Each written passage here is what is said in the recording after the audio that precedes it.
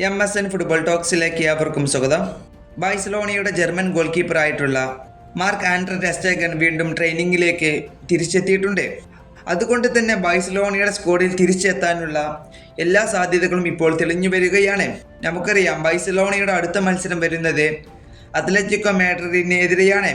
അതുകൊണ്ട് തന്നെ ആ മത്സരത്തിൽ ഇറങ്ങാൻ സാധ്യതയില്ലെങ്കിലോ ഒരു പക്ഷേ ബെഞ്ചിൽ താരമുണ്ടാകും. അങ്ങനെയാണെങ്കിൽ താരത്തിൻ്റെ ഒരു തിരിച്ചുവരവ് തന്നെയായിരിക്കും ഇവിടെ നമ്മൾ പ്രതീക്ഷിക്കുന്നത്. അതുപോലെ തന്നെ ഇതിലെ മറ്റൊരു കാര്യം എന്തെന്ന് വെച്ചാൽ നമുക്കറിയാം ഇപ്പോൾ ജനുവരി ട്രാൻസ്ഫർ വിൻഡോ തുറക്കാനായിട്ടുണ്ട്. അതുകൊണ്ട് തന്നെ പല ക്ലബ്ബുകളിൽ നിന്നും ഈ താരത്തിന് ഇപ്പോൾ നിരവധി ഓഫറുകൾ വരുന്നുണ്ട്. അതുകൊണ്ട് തന്നെ മാർക്ക് ആൻഡ്രെ ടെർ സ്റ്റെഗൻ ബാഴ്സലോണ വിടാനുള്ള എല്ലാ സാധ്യതകളും ഇപ്പോൾ ഇവിടെ തെളിഞ്ഞു കാണുന്നുണ്ട്. നമുക്കറിയാം ഇപ്പോൾ നിലവിൽ ബാഴ്സലോണയുടെ നമ്പർ 1 ഗോൾ കീപ്പറായി നിൽക്കുന്നത് ജോൻ ഗാർസിയയാണ്. അതുകൊണ്ട് തന്നെ ടെർ സ്റ്റെഗൻ ഇപ്പോൾ ബാഴ്സലോണയുടെ നമ്പർ 1 ഗോൾ കീപ്പറാകാനുള്ള സാധ്യതകൾ ഇപ്പോൾ നിലവിലില്ല.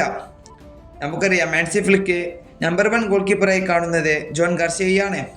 അതുകൊണ്ട് തന്നെ ടെർ സ്റ്റെഗൻ മറ്റൊരു ക്ലബ്ബെ തേടാനുള്ള എല്ലാ സാധ്യതകളും ഇപ്പോൾ ഇവിടെ തെളിയുന്നുണ്ട്.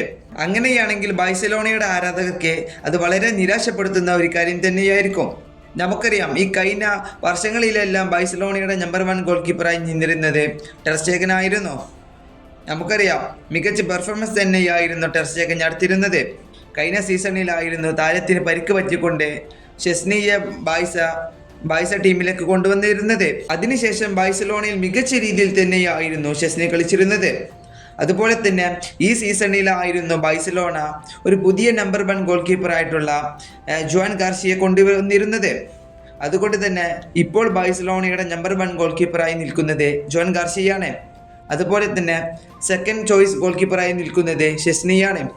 അതുകൊണ്ട് തന്നെ ടെർ സ്റ്റെഗൻ ബാഴ്സയിൽ നിൽക്കാനുള്ള എല്ലാ സാധ്യതകളും ഇപ്പോൾ ഇവിടെ ഇല്ല എന്നാണ് ഇവിടെ നമുക്ക് വ്യക്തമാക്കാൻ കഴിയുന്നത്. ഈ വീഡിയോ ഇവിടെ അവസാനിപ്പിക്കുന്നു. ഫുട്ബോൾ ലോകത്തെ കൂടുതൽ വിശേഷങ്ങളുമായി അടുത്ത വീഡിയോയിൽ വീണ്ടും കാണാം.